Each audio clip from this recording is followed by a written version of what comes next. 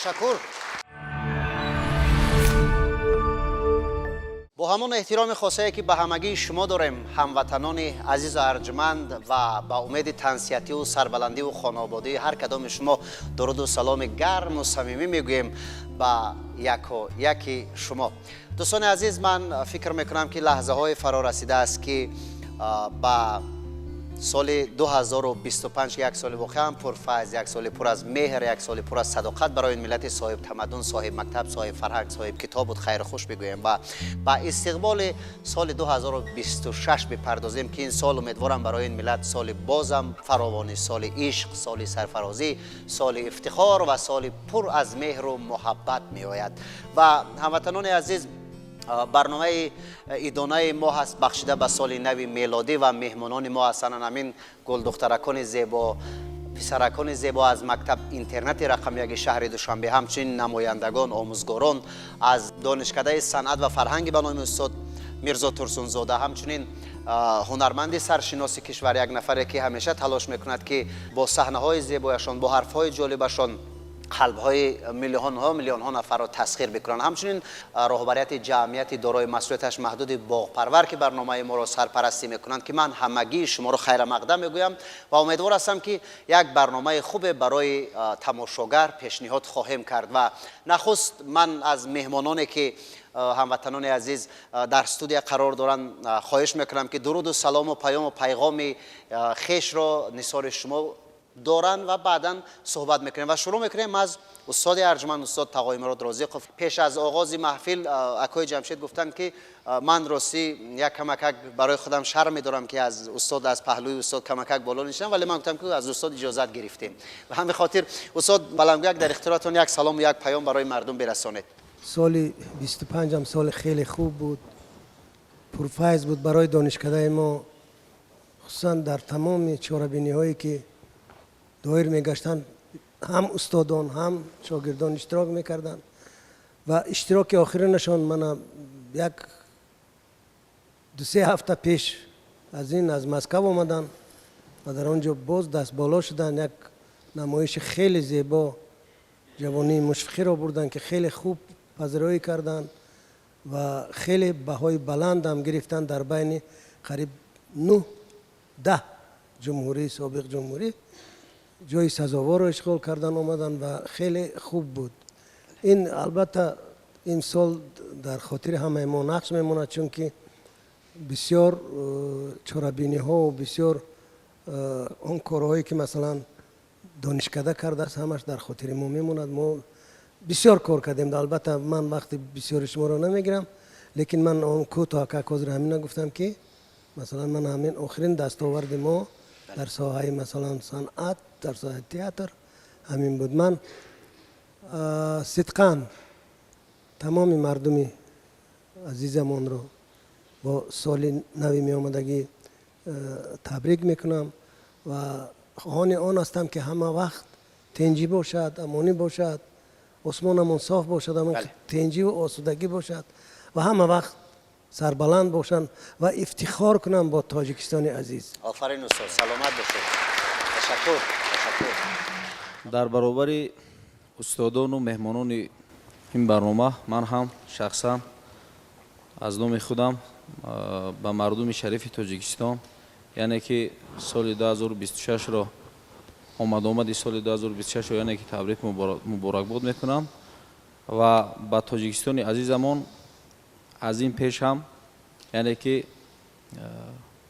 باز هم دستاوردهای نو، پیشرفت‌های نو به نو خواهانم و بگذار که در جمهوری عزیز ما تا ابد صلح و امانی باشد، تنجی و امانی باشد و مردم سربلند ما در صلح و آزادی یعنی که عمر به سر برد. بله، فکر میکنم که اکای جمشید حال حاضر آماده هستند و شاید قهرشان هم کرده باشد که سید انور حرف میزند و نوبت را به من نمیدهد. اکنون نوبت به شما. السلام علیکم هموطنان عزیز. پیش از همه یک مصرع به خاطر رسید. وقتی وارد در شدیم شما دیدم استاد اینجا نشستند، مادرای مهربان، بانوی عزیز، از آن جمله جوانا، دوسترویکا، آینده ما و شما. به این خاطر مصرع به خاطر رسید: جان خود را صدقه فرزند آدم میکنم، ناتوان را دستگیری مثل حاتم میکنم. قامت پیران زیرنج بار ما خم گشته است، قامت خود را به پیش پیران خم میکنم. استاد عزیز خوش آمده. بانوی عزیز، مادرها، برادرها و یک قرصک بسیار هم جوانی به افتخار پیران روزگاریده، پدر و مادران مهربان. ای وطن فرخنده باش، باز آمد یک روزی پرثمر، شد منور آسمان و شد پرست و جلوگر.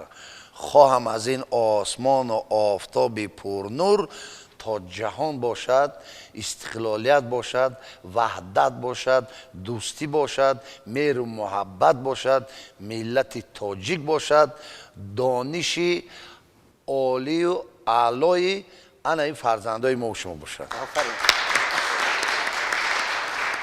سلامت باشید. خب نماینده های مکتب اینترنتی رقم 1 شهر دوشنبه، سال 2025 برای شما چگونه بود؟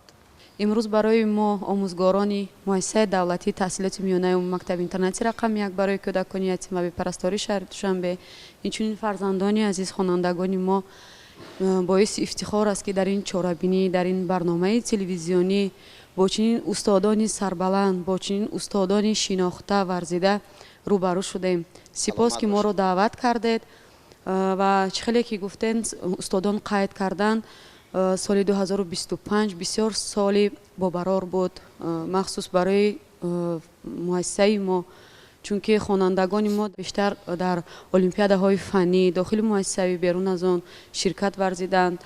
در آزمون‌های جمهوریوی فروغ صبحی دانای کتاب است و اینچنین در آزمون جمهوریوی تاجیکستان وطن عزیز من شرکت ورزیدند. در آزمون جمهوریوی بیبلیا ماراتون اشتراک نمودند، البته که سزاوار جایهای نمونوی و اینچنین مبلغ‌ها گشتند و این همه باعث افتخار است که دستگیری ها نسبت کودکان یتیم و پرستاری قشر جامعه از جانب به واسطه پیشوای محبوب ما و شما محترم اساسگزار صلح و وحدت ملی پیشوای ملت جناب عالی امام علی رحمان، اینچنین دستگیری های مقامات اجرایی حکومت دولتی شهر دوشنبه به واسطه محترم رئیس شهر دوشنبه رستمی امام علی است که کودکان مکتب اینترنت در برابر دیگر کودکان، یعنی که مؤسسه‌های تحصیلات عالی، مؤسسه‌های تحصیلات میانه عمومی، لیسه و گیمنازیه ها، یعنی که قریب نه بر زیاد هم ردیفند، یعنی که هیچ وقت آنها جدا نمیشوند، در همه آزمون ها برابر دیگر مؤسسه‌های تحصیلات عالی و میانه عمومی شرکت می‌ورزند و این باعث افتخار است که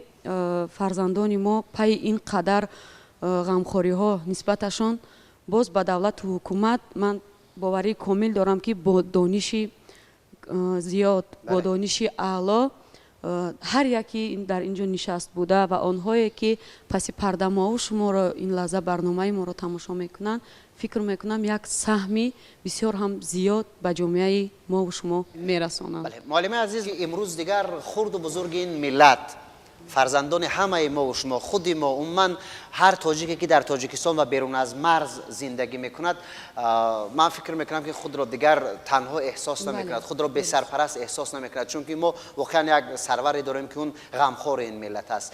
ببینید که با مثلا سیاست بزرگ پیشوای معظم ملت ما تمام درها برای این ملت باز است.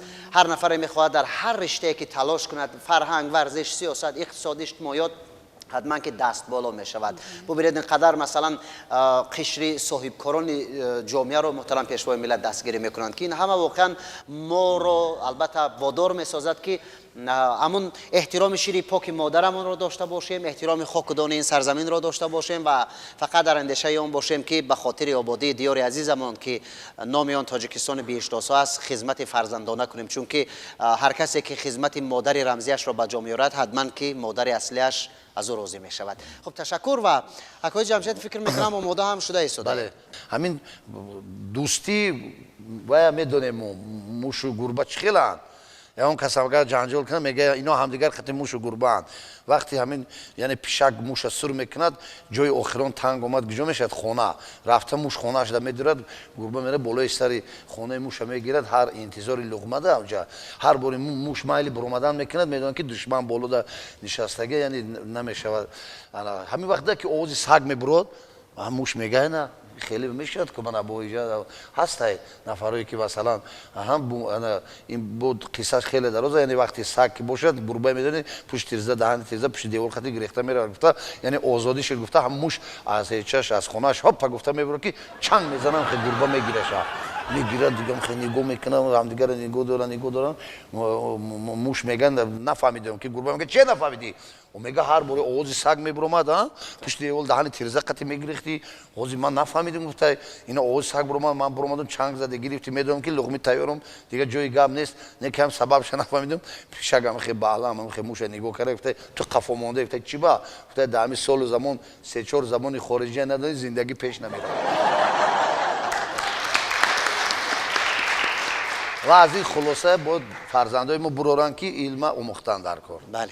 خب اشتراکداران ما جوانان گل دختران زیبا شما امکان دارید که چند مصرعی شعر بخونید، شما امکان دارید که از افتخاراتی که در خود دارید امروز چون در یک سرزمین افتخارآور زندگی میکنید حرف بزنید از اون دستگیری های حکومت جمهوری تاجیکستان. عبدالله و آیشه هستم، تعلیم گیرنده مؤسسه دولتی تحصیلات میانه عمومی مکتب اینترنتی رقم 1 برای کودکان یتیم و به پرستار شهر دوشنبه.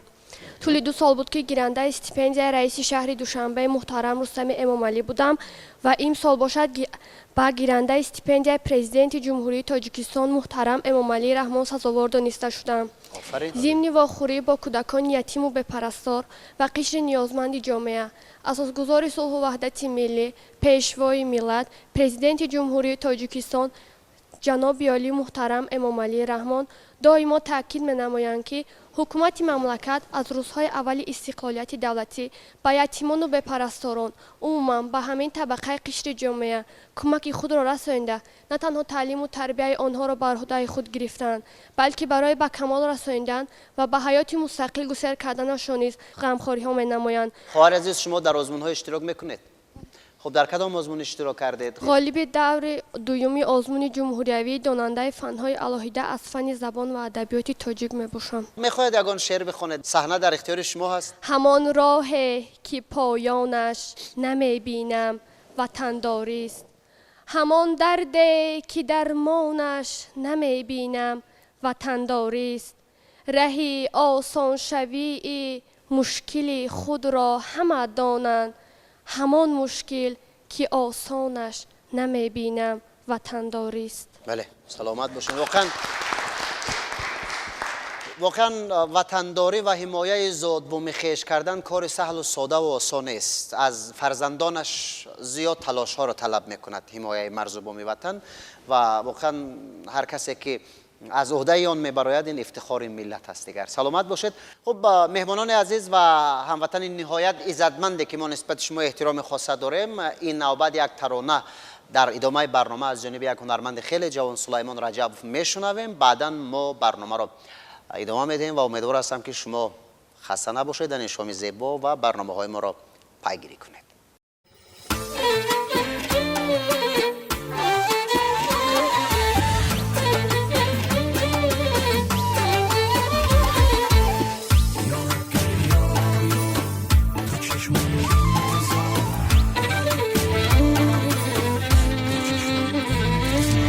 لالی لبر بوسازه بست بیا میجگانی قطاری تو بازه بست بیا میجگانی قطاری تو بازه بست بیا خالی لبی تو شبه انگور سیاه، خالی لبی تو شبه انگوری سیاه، چشمانی قشنگت گلی سبست بیا یارک یار یار به چشمم انتظار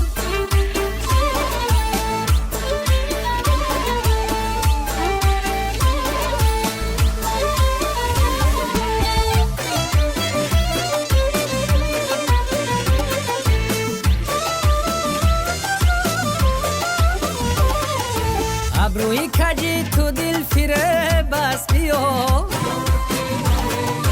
تا منزل من رهی ایره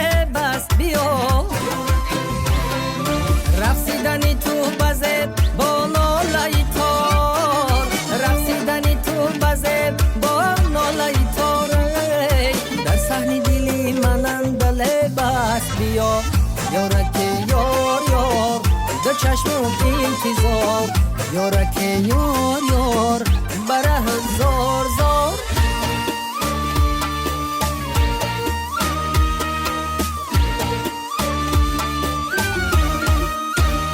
ای مهتاب برآمد رو یکی حولی یار هدوار بلندای هدوار بلندای پاسبانش بسیار گفتم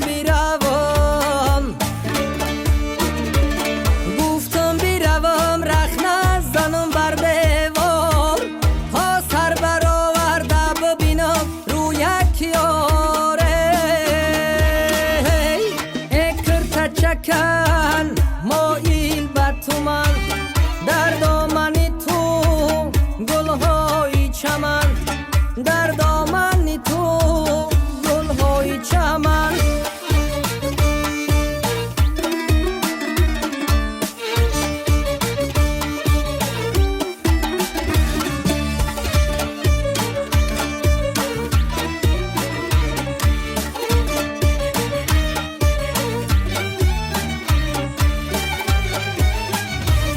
دلداری تویم من یاری تویم دلداری تویم من یاری تویم از من رو متاب منظاری تویم از من رو متاب منظاری تویم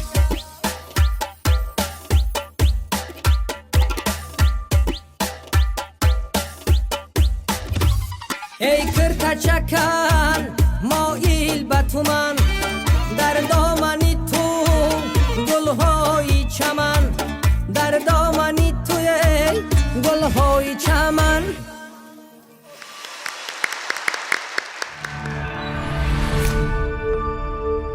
تشکر میگم به سلیمان و سپاس میگم به شما هموطنان عزیز. امیدوارم یک شام خوب و خاطرمند داشته باشید و استاد تقای مراد رازقوف شما یک هنرمندی هستید که واقعا ما زمانی در مکتب میانه میخواندیم اون صحنه هایی که از جانب شما طریق تلویزیون نمایش داده میشد واقعا همگی درس اخلاق بودن، واقعا همگی درس ادب بودن، درس انسان پروری بودن، درسی بودن که هر یک نورسی که هوش و گوش و ذهنی واقعا والا داشت از خود میکرد، چون یک کتابی بود برای زندگی من و ما و هموطن عزیز. اگر در خاطر داشته باشید یک نمایش بود نیرنگ های میسر بانو. اونجا من یک نقشی و بازی میکردم. عبیدالله رجب پدرم بازی میکردم، من پسرش بازی میکردم. بعد سویدن میرفتن، پدرم میرفت و خیلی اینا یاشن یا نمیدونم، ممکن شما تماشا کرده دیده باشید. بعد منم میرفتم، بعد یک سرود داشتم، سرودم این خیلی بود: مخصوم چمن مخصوم چایه مخصوم چایی دونو چه چه چه چه چه چه چه چه چه مخصوم چمن مخصوم چایی مخصوم چایی دونو چه چه چه چه چه چه چه چه چه هر کس مقابل آیده میزنمش بخیم چه چه چه چه چه چه چه چه هر کس مقابل آیده میزنمش بخیم چه چه چه چه چه چه چه چه چه شما ده چه چه وقتی سرود این جوان گوش کردیم، استاد یکی سرود خوندن، بس یک جا یک چورابینی میشدم، خیلی یک حافظ جوان. امروز درباره صنعت اصیل و اکتوری استاد گپ زدن. در حق در دنیا همه نقش خودش بازی میکنند و بزرگترین شخصیت هستن در جامعه ما به مانند استاد، هنرمندانی که ما هم نقش خود بازی میکنیم هم نقش دیگر رو بازی میکنیم. این همه قهرمانی نقش آفریدن به خاطر تربیت است، به خاطر آینده است. خانه شما تقویت خانه شما شکسپیر میگه که همه انسانی که در روی زمین است همه اکتورن و این زمین صحنه است. این برای تقویت خانه شما. تشکر. و در جای هست شخصیتی که در جامعه ما در دنیا عموما نقش دروغ بازی میکنن. همین سخن هم از شکسپیر هستن استاد. میگه از اینم خسته نباشید، شما فقط طاقت کنید نقش که دروغ شو توکه بازی میکنه. аз бозидани ҳамон нақш чӣ мешавад Хаста монда мешавад ва он пардаи асосӣ кушода мешавад ки он ки аст ба ҷоне ки устод ҳофизӣ сароидан ва ин ҷавон сароидан як ҷо як базм рафта истодааст ҳамихел як меҳмон будааст калонсол сухан метиҳанд барои суруд хондан вақте мебуроянд овозрабоя мегиранд ки ин ҷавони истодагӣ армуғонда мега э бобо шумо да ай си намозум ё ай сол мегарда нигоҳ мекунад мега бачаам ҳамин ҳофизӣ ба сини сол чӣ дахл дорад хулас чӣ хеле ки ба дараҷае мехонанд оно ки аз он агар аҳамият дода бошед сурудҳои пешин бисёр масалан сурудҳое биданд ки ба маъне биданд ҷои пӯшида нест мехонад ҳама хуш меояд ба овозрабоя монда рафтанӣ мешавад ки ин ҷавон аллакай дид ки сахт расида мегӯяд э амак шумо бисёр ҳофизи хуб будед не ки лентатон хойдагӣ будае давраи он вақта лента буд ино ҷавоно намедонанд устода лентаҳои гӯш мекардем лентатон хойдагӣ будай мусафедам мега бепир маро дар бимони одами рӯзгордида мегарда нигоҳ мекунем гуфтае бачаам ленти мо хойдагӣ будай майли не ки флешки худуда вирус дуромадагӣ саломат бошед. хуб ҷамшид ҳалим амин мегӯянд ки ҳунарманд ва ҳар нафаре ки дар ҳар касбите ки масалан устод инҷо ишора кардан қарор бишинад хуб ба он қуллаҳои мехостааш намерасад. хуб дар соли 2025 чанд саҳнаҳои ҳаҷвӣ шумо ки як гурӯҳи овозадор бо номи лаҳзаҳои гуворо аст офаридед меёд пеши мардум? ташаккуру зиёд аз имрӯзо хушбахтона чуне ки ҳозир шумо дарак ёфтед ки камтар мо дертарам омадем чандин рӯз шуд ки наворҳои масалан ба навор гирифтани саҳнаҳои нав рафта истодааст ва дар тӯли ин агар сол ҳисоб кунем ман як барои муҳаббати зиндагиро мегӯям муаллимаҳо як деҳаи дурдаст як муаллима дарсомӯзӣ меравад ва аз он қаҳрамонҳое ки ман устод бозӣ мекунам сода ку охи ҳамунҷода як бача сода хулас ҳамун нахондагӣ чандин сол мемонад ҳамун деҳада ҳамидед а вақти унҷо муаллима меравад ки баса ки дарс метиҳаду тамоми ҳамун деҳаи дурдаст ҷолиб мешаванд ин ҷавонам ҳамин боло доим шиштагӣ нигоҳ мекарданд мебинанд ки ҳама кӯдакҳо ҷавоно мераванд оҳиста оҳиста ҳамун муҳаббати ҳамун зиндагида ишқ пайдо мешаваду ҳамон ҳамроҳи кӯдакҳо меравад қафои ҳамун талабода мешина ҳар рӯз оҳиста оҳиста таваҷҷӯҳ мекунад хулас меомӯзад ва як рӯз муаллима мебинад ки ҳамун ҳеҷ намегӯяда мебинад хоҳиш як рӯз мехезонаду ҳамуна мепурсад ки шумо ҳам ҳисоб ба ёд гирифтед ҳар рӯз дарс мебирифтед кани ҳисоб кунед 1 2 3 4 5 6 7 8 9 10 бале бале давом гуфта муаллима чиликом намерасанд барои ҳамин ҳозир мо саҳнаро ҳисоб кунем бародаро чиликон намерасанд ҳамин сухани беҳтарин ҳозир инҷа таваҷҷӯҳ кардед чунки фарзандон нишастанд барои хотире ки кор бояд устод гуфт ҳар кас меҳнат кунад роҳатша мебинад агар мегӯянд дар ҳолате ки туро напурсиданд ҳатто яке фаромӯш карданад ту фақат дар кӯшиши амали кори худат бош ки ин амали кори туро ба кор меояд. саломат бошед. ташаккур. донишкадаи мо умри 50 сола дорад лекин баъзе аз ихтисосҳо умри ҷавон доранд ва фарҳанг ҳақиқатан ҳам муаррифгари ҳар як халқу миллат аст ва кафедраи мо мутахассисони зиёде тайёр мекунад ки қариб имрӯз дар тамоми қаламрави тоҷикистон ва берун аз он кору фаъолият мекунанд. ин боиси ифтихори на танҳо факултету кафедраю донишкада аст балки ифтихори тамоми тоҷикистон аст ва воқеан ҳам мана соли 2025 барои донишкадаи мо фаромӯш ношуданӣ аст чунки мана бисёре аз мутахассисони мо ки имрӯз дар муассисаҳои зиёди фарҳангӣ кор мекунанд ва рӯзҳои фарҳанги тоҷикистон ки берун аз кишвар баргузор мегардад онҳо намояндаи тоҷикистон ҳастанд ва фарҳанги тоҷикистонро муаррифӣ мекунанд ва имрӯз масалан осорхонаҳои зиёде ки дар тоҷикистон мавҷуд ҳастанд инҳо ҳам албатта муаррифгари халқу кишвару фарҳанги тоҷик мебошанд ва дар он меҳмонони зиёд сайёҳони зиёд از اون دیدن میکنند و با فرهنگ و تاریخ کهن بنیاد مردم ما آشنا میگردند. این هم البته باعث افتخار ما است. استاد دمدارов شما چه خاطره دارید در سال 2025؟ البته چون دیگر استادانی که اینجا قید کردن، معلمای عزیز اینجا قید کردن، خاطرهای خود را در مورد سپری گشتن سال 2025 یعنی که ابراز داشتند. ما هم که در دانشکده دولتی فرهنگ و صنعت تویستان به نام استاد میرزا ترسونزاده یعنی که کار و فعالیت میکنیم. البته که به خاطرات نیستیم، خاطره های زیادی نیک داریم. اگر از دستاوردهای دانشکده گپ زنیم، دانشجویان ما چگونه که قید کردن در آزمون‌های سطح جمهوریوی از جمله تویستان وطن عزیز من، علم فروغ معرفت، فروغ صوب دانایی کتاب است، فعالانه شرکت ورزیده در این آزمون‌های سطح جمهوریوی یعنی که سزاوار جایهای نمونوی، افتخارنامه‌ها و سپاسنامه‌ها گشتند که باعث افتخار است. این البته که خاطره نیک از یادمان نمی‌رود.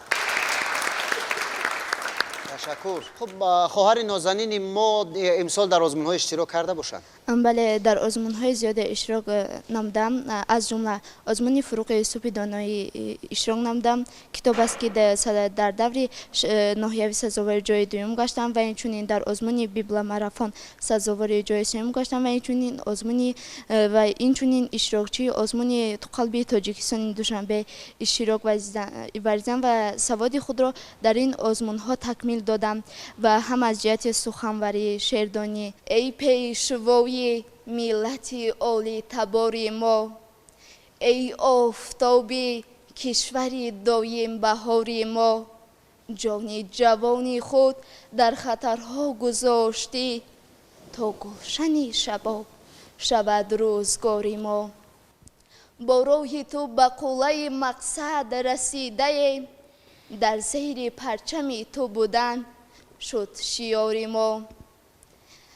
میزیبدت تجلی و میزیبدت غرور، بین سواره های جهان شه سوار ما.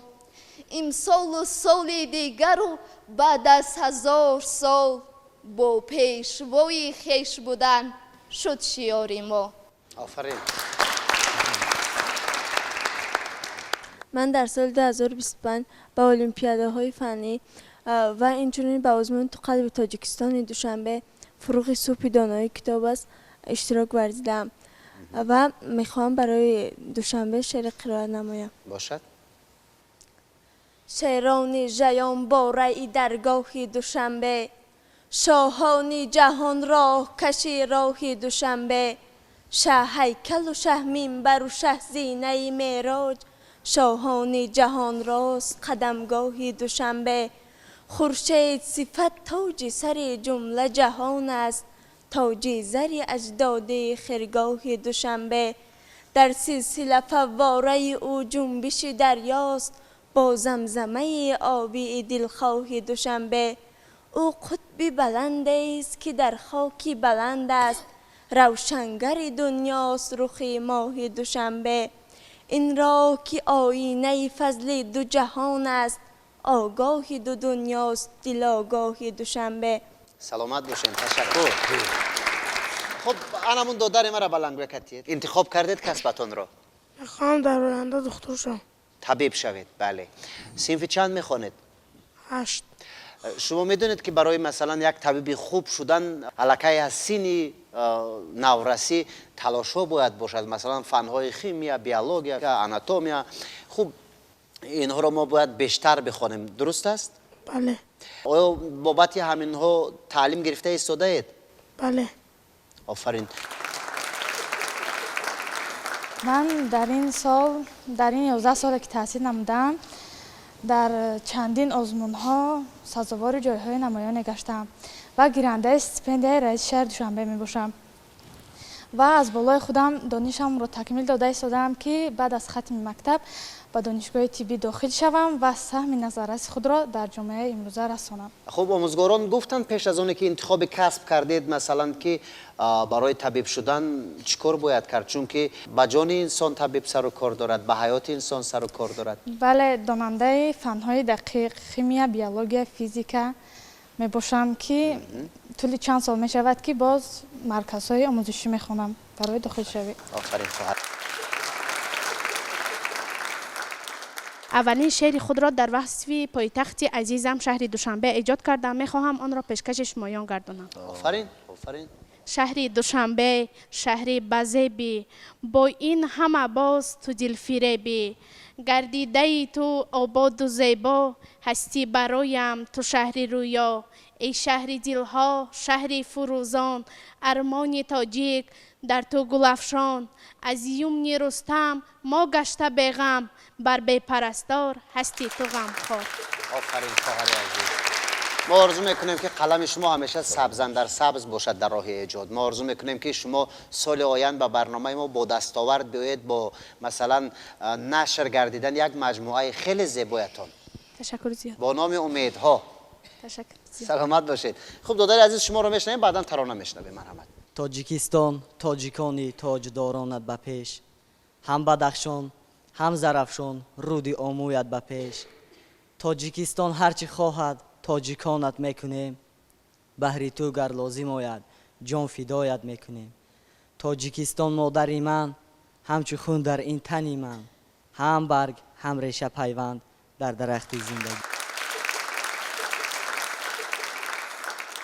من فکر میکنم که هر نفری که همین حالا برنامه ما رو تماشا میکرد هزار احسان آفرین به شما میگوید، چون که این ملت از سرور واقعا عالی مقام ما شروع کرده، همگی احترام به نسل جوان، به نسل نورس و دانشمند دارند.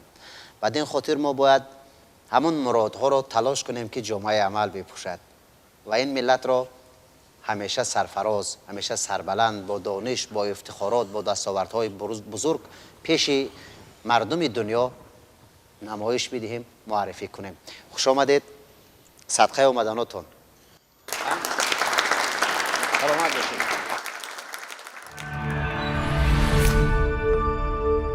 تشکر میگویم به شما بیننده های عزیز و سپاس میگویم به هر کدام شما مهمانان گرامی قدر برای اشتراک و فضای برنامه ما را گرم کردنتون. و سخن نوبتی را ما شروع میکنیم از معلمه عزیز که مهمان ما هستند، نماینده مکتب اینترنتی رقم 1 شهر دوشنبه، و فکر میکنم شاید درباره یکی از خاطره های بزرگ سال حرف میزنند که برای تمام ملت واقعا خوشایند است. چون امروز همه استادان از خاطره های نیک خود یاد آوردند و نگفته نماند که برای ما آموزگار باعث خوشنودی است و باعث افتخار است که در سال 2025 از جانب اساسگزار صلح و وحدت ملی پیشوای ملت جناب عالی محترم امام علی رحمان قانون جمهوری تاجیکستان درباره مقام آموزگار به امضا رسید و ما از این فخر میکنیم که مقام آموزگار نیز جانبداری کرده می شود و با وعده های برزیاد و یک انرژی با قوت ما کوشش میکنیم که با این همه غمخواری های اساسگزاری صلح و وحدت ملی پیشوای ملت محترم امام علی رحمان نسبت به ساحه معارف، آموزگاران یعنی تربیتگران کمر همت ببندیم و به شاگردان چی دانش ملکه‌ای که داریم حتما که رسانیده باشیم و شاگردان را در روحیه وطندوستی، خویشتن شناسی، علم آموزی تربیت کرده باشیم. پیش از همه ما در جشن 35 سالگی جمهوری قرار داریم. بله. و گمان دارم که هر یک تاجیک بگذار در کجایی که نباشد باید همین جشن را سزاوار استقبال گیرد. بله. با چی؟ با مهنت حلالش، بله. با رفتار نمونوی خودش، با آداب خودش، با کردار خودش، با کار و رفتار خودش باید که همین جشن رو پیشواز گیرند و جشن خاطر ما باشد. من به همه بار دیگر به همه ملت عزیزمون تاجیکان جهان عرضه آن را میکنم که پیش از همه تنصیحت باشند، سالم باشند و همه آرزوهایی که در دل دارند همینها عملی شوند. در عمل همه آن خوبی و آن خوشی‌هایی که آرزو دارند آنها را در عمل ببینند. سال 2025 سال بابرار بود. حقیقتا هم برای مردم تاجیک چندین دستاوردهای فرهنگی ما به فهرست عمومی جهانی یونسکو وارد گردیدن. این باعث فخر هر یک تاجیکستانی و تاجیک است و می خواهم که من اون صلح پایداری که داریم و کشور ما به یکی از دهگانه بهترین کشورهای امن وارد می شود. می خواهم که این صلح جاودانه بماند، چون که وقتی که از یک متفکری امریکایی سوال کردن که آیا از یراق یدرایی یراقی پرقوت‌تری هست، گفت آره این صلح هست. و من برای تمام تاجیکستانیان چه داخل کشور و چه تاجیکان دنیا، یعنی که بیرون از مرز تاجیکستان زندگی و فعالیت حیات به سر میبرند و همه اونها صلح پایدار جاودانه تمنا میکنم. زندگی هر یک فرد تاجیک پر از شادمانی و شادکامی و شادروزی، صحتمندی و سعادت روزگار دایم همسفری آنها باشد. سلامت باشد. میگد باغبان بر هر نهال مثل معلم بینگرد، از برایش نوده و بار قیمت است. امروز یک لحظه قیمتی وقت و ساعت زندگی با هم بودیم، با استادای عزیز، با معلمای مهربان، با فرزندا که درباره آینده و مثلا جامعه دل ما با اونا خیلی پر است. برای اونا بخت و سعادت میخوام و در جستجوی معنا باشند. بله. چون یک قصه در حیات شده دوره بود که و مشکل ترین دوره بود در جمهوری ما. اینا دویم به یاد میبیارن، در همه واخره میدون جنوب ولی به یاد میبیارن. همه بل و کدمن گرفته رفته جای یافته، اون رو پیول میکردیم، گندم میکردیم، انتظار میشدیم که از او حاصل گیریم و روزگار پیش بریم. خیلی بودن استاد در جستجوی هم خدر نام بودیم. مشکل بود. یک روز پدر ما یک بار همین 5-6 بیل خودش توقع سر کیف کرد و رأسی پر شد. همونجا بعد بسیاری استادگی جوان یوشی نمیدونم. بعد به ما یک امکم گشت گفت که گفت میبخشی، گفت تقو من نفهمیدم شما چی با یک باره 5-6 بیل خودتون پوش کرده کجا رفته؟ ها گفت شما همیشه شینه دم گیره جوان. گفت من میرم یکی مبادا وقتی پیول کنید. گفت اگر بینم گفت ایل بیل مونده شد با اینش پیول میکنم، اینش مونده شد با اینش پیول میکنم. یعنی حیات بینید که مبارزه است. معنای ما شما عزیزان فرزندو باید در جستجوی چی باشیم؟ معنا باشیم، نه اون که در جستجوی اون باشیم که زندگی ما از زندگی چی میخوایم. باید زندگی اون چیزی که از ما میخواد ما با معنای جستجوی همون باشیم. از اون خیلی خوشبخت شدیم این روز که هر یک فردی که با ما هم صحبت شده اینجا خواهر و دادر همه اینا اشتراکی هستن در ساحه علم. البته انتخابی کسب گوش کردم، من مثلا گفتن دکتر میشویم، اون دیگه درباره آینده خود. همه آینده فکری شما، این مسئولیتی که شما جوانان امروز به دوش گرفتید، این با آینده فرزندای شما است که در شما فرد در جای ما میبینید میشینید. خیلی مصوبت داده به همه شما در ردیف شما، به همه هموطنان عزیز، چون استاد خوب قید کردن همه در آماده 35 ساله استقلال جمهوری هستیم. خوشبختی و سربلندی تمانا داریم. سپاس میگویم به هر کدام شما برای آمدنتون، به خاطر که قدر کردید. و یک سرزمین سپاس دیگر میگویم به بیننده نهایت عزتمند، دانشمند، ذکی و واقعا با عزت ما که برنامه های ما را پیگیری میکند و این محبت شما از هموطن عزیز که ما را انرژی میبخشد و ما تلاش میکنیم که برنامه ها تهیه بسازیم. و اگر شما از خیرمن برنامه ما برای خود برداشت کرده باشید، این اقبال بلند ما گروه ایجادی است و تمنا میکنیم که در سال 2026 هموطن عزیز سفینه آرزوهای شما همیشه در شنا باشد و به اون قوله هایی که خودتان میخواهید به اون برسید. و تمنا میکنیم که همیشه صلح و ثبات و امن و امنیت در کشور آفتابی ما تاجیکستان بیشتاسار پایدار بماند. تمنا میکنیم که پرچم ما همیشه با افتخار سربلندی و زورمندی و دانش و غرور تاجیکانه همیشه در پرافشانی باشد. تمنا میکنیم که آسمان وطن عزیز ما همیشه صاف و بی‌غبار باشد. تمنا میکنیم که سعادت و فضالت و آسایش و امن و آرامش در زندگی هر کدام شما هموطنان عزیز پایدار بماند. تمنا میکنیم که ما برای همدیگر دست به دست همدیگر از یک گریبان سر برآوریم و با افتخار تاجیکانه بگوییم که زنده باش ای وطن، تاجیکستانی آزاد من. بله. و نقطه آخر هموطن عزیز همین است که برنامه امسالانه ما را جمعیت دارای مسئولیتش محدود باغپرور سرپرستی کردن و چند تحفه‌ای که اینجا هست عین حال ما با مهمانانی که در استودیو نشستن هدیه میکنیم با خوانندگان مکتب اینترنت رقمی 1 شهر دوشنبه. بعداً تا دیدار آینده.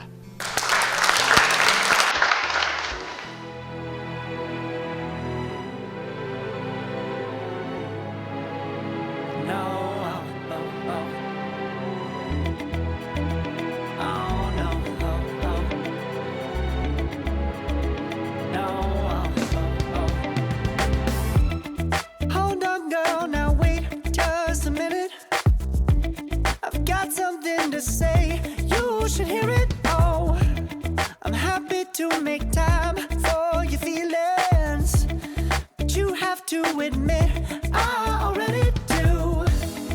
Let's just break it down to you and me uptown, dancing all around till the disco ball pops. But I have to be me, and everyone can see your anger is misplaced.